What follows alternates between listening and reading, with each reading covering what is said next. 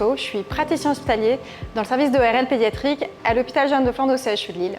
Alors, il s'agissait d'une reconstruction de pavillon de l'oreille gauche chez un petit garçon de 8 ans qui est né avec une malformation qui s'appelle l'aplasie ou la microtie. Et donc c'est un enfant qui est né sans du tout de pavillon au niveau de l'oreille gauche, responsable du coup d'une asymétrie au niveau physique et également d'une surdité. Cette opération, on la propose aux enfants qui sont demandeurs. C'est vraiment la motivation première, il faut que l'enfant soit demandeur d'une modification de son physique, car on a toute une partie de ces patients qui ne souhaitent pas de reconstruction. Et pour les enfants qui sont gênés par l'asymétrie esthétique, on propose cette reconstruction d'oreille. Globalement, à partir de l'âge de 6 ans, c'est là où l'enfant est capable d'émettre sa propre volonté.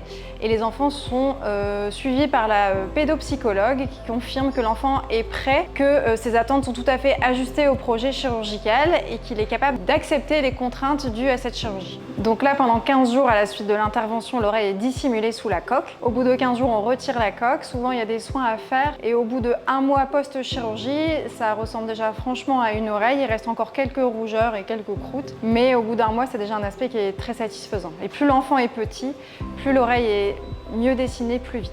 C'est une prothèse qui est faite à la taille définitive de l'oreille de l'enfant, qui n'est pas censée du tout être changée ou modifiée et qui peut garder toute sa vie.